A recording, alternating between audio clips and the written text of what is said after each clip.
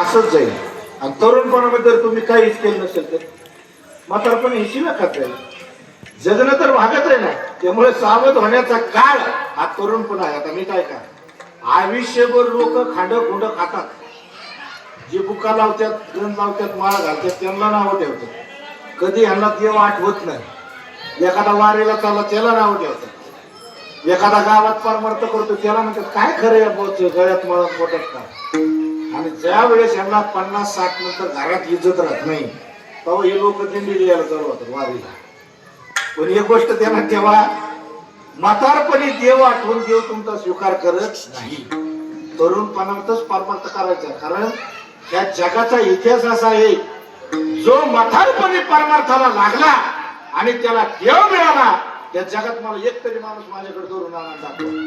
म्हातारपणात एक पण माणूस संत झाला नाही. जेवढे महान संत या जगामध्ये झालेले आहेत त्यांचं हे तरुणपण हे आयुष्य हे तरुणपणाचंच आहे. बघा तुकाराम महाराज सुद्धा एका अभंगामध्ये म्हणतात,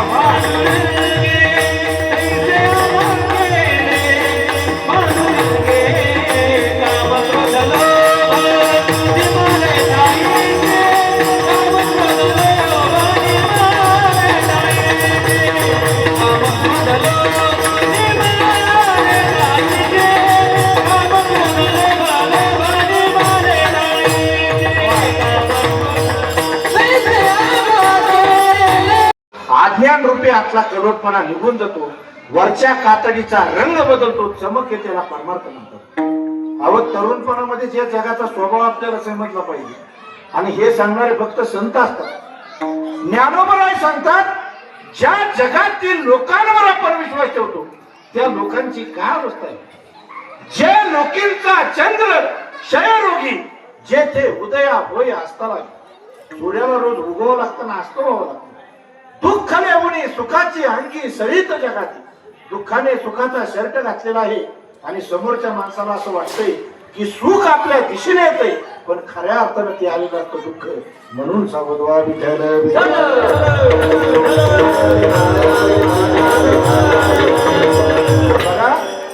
महाराज कमवलं जगाला लुटून आणलं आणि शेवटी त्यालाच लोकांनी लुटलं. अहो रावणाच्या संपत्तीचं काय सांगा महाराज.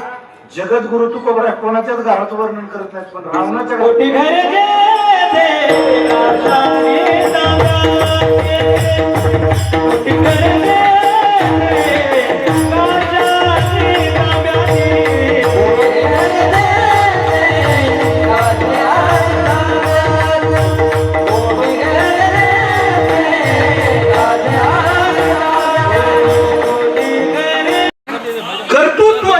जागी करा आणि पुरुषार्थ प्रधान जीवन जगण्याचा प्रयत्न करा. आणि जेवढे महान संत या जगामध्ये झालेले आहेत ना त्यांचं आयुष्य हे तरुणपणातच आहे. भगवान श्री ज्ञानोबराय 22 वर्ष 32 वर्ष भगवान श्री आदिशंकराचार्य, 39 वर्ष स्वामी विवेकानंद आणि 42 वर्ष जगद्गुरु तुकोबराय. हा शेवटचा इतिहास आहे. आपलं अज्ञानी पण चांगलं, पण जर ज्ञानी झालो असं आपल्याला वाटत असेल तर त्याच्यासारखा अहंकार आणि त्याच्यासारखा मान या जगात दुसरा कोणालाच बसत नाही. विठ्ठल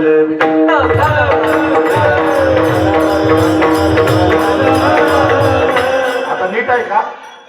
एक आंधळ रोज मंदिराच्या दरवाजावर येऊन भीक मागतो. कोण कुठे भीक मागतो? हाय चाले तुम्ही आणि मी झोपले मागले. एक आंधळ कुठं भीक मागत? कुठं? तिथं कीर्तनात येऊन कुठं भीक मागायचं आंधळ?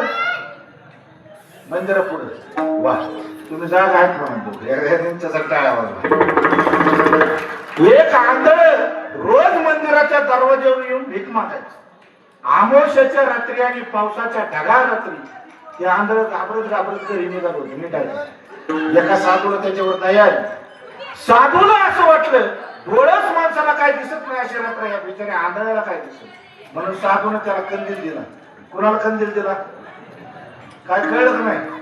मागले तर काय त्यांना काय मिळतच नाही. कुणाला कंदील दिला? आंधळ. काय कळलं त्यांना? काहीच कळलं नाही. कुणाला कंदील दिला? आंधळ्याला. ज्याला दिसत नाही त्याला कंदील दिला. मग आता तुम्हाला जसं हसू आलं तसं त्या आंधळ्याला हसू आलं. आंधळ म्हणाला कंदील रात्र जरी भयंकर असली किंवा साधी असली तरी मला या कंदीलाचा काय उपयोग आहे? मी आंधळ आहे. बघा, साधू म्हणाला अरे बाबा माझ्यावर तरी विश्वास ठेव, मी साधू आहे म्हणून. मला माहित आहे रात्र जरी भयंकर असली किंवा साधी असली तरी तुला या कंदीलाचा काही उपयोग नाही, पण दुसरा माणूस तुला येऊन धडकू नये म्हणून मी तुला हा कंदील दिला. बघा, रोज खाली मान घालून जाणारा आंधळ काही गप्पा कीर्तन झालं तुला 2 तास इथे देऊ आपण गप्पा काय वाटलं तर तुझ्यावर 2-3 मैत्रिणी आपण इथं बसू. पण हे कसे विक्षेप करू नका. बघा, कंदील हातात आल्याबरोबर रोज खाली मान घालून जाणारा आंधळ कंदील हातात आल्याबरोबर छाती पुढे काढून चालायला. त्याला असं वाटलं आज आपल्याला कोणी धडकणारच नाही. थोडं पुढे आलं की दुसरा माणूस त्याला येऊन धडकला. आंधळ गटरीमध्ये पडलं कंदील एका बाजूला पडलं. बघा, रोज शिवे देत नव्हतं, माणूस शिवे द्यायला लागले.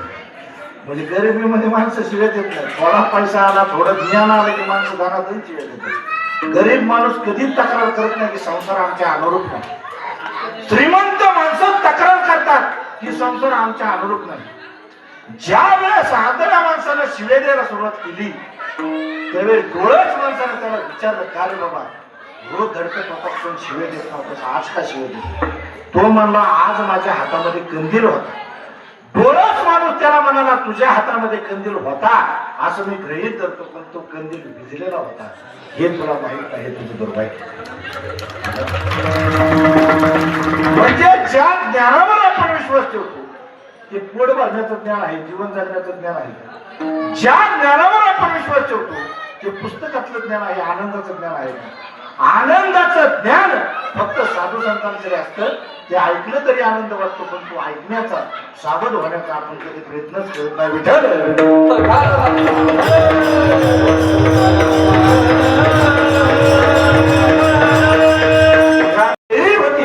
अशा गोष्टी जीवनामध्ये आपण जवळ करत जातो, पण जग आपलं मित्र होईल ही सावधगिरी आपल्या जीवनामध्ये कधी येत नाही. जगत गुरु तुकाराम म्हणतात की मी खूप भाग्यवान आहे की मी हरीच्या आदू जागरण. जिथं साधू संतांचं सानिध्य असतं तिथं हरीचं जागरण असतं आणि तिथं जो माणूस साधूच्या सहवासात घेतो बघा त्याच्यासारखा भाग्यवान माणूस या जगात दुसरा कोण ठरत नाही. त्याच्यावर माणसंच काय जनावर देखील प्रेम करायला लागतात.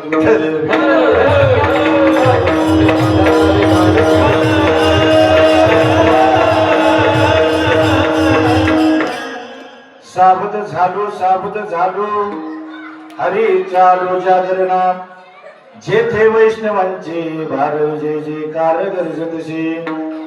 पळवणिया गेली झोप होते पाप आडते कामणी तयार झाल्या बोल छाया कृपेची.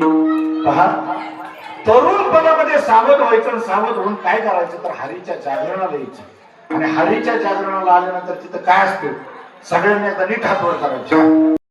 गेल्या अनेक वर्षापासून हा नाम येत नाही. आपल्या सेलू बाजार या नगरीमध्ये चालत आलेला. खर तर ह्या कीर्तनाला येण्याचं जे मला भाग्य लाभलं आपल्या सत्याईच्या दरबारामध्ये, खरं तर ह्याचं श्रेय मी आपल्या प्रेमाने, तुम्ही त्यांना बालूभाऊ म्हणतात ना, एकदा त्यांच्यासाठी जोरदार टाळ्या होत्या. जरा मनापासून वाजवत नाही, जेवला का नाही. हा, तसेच आपले देवेंद्र भाऊंसाठी पण एकदा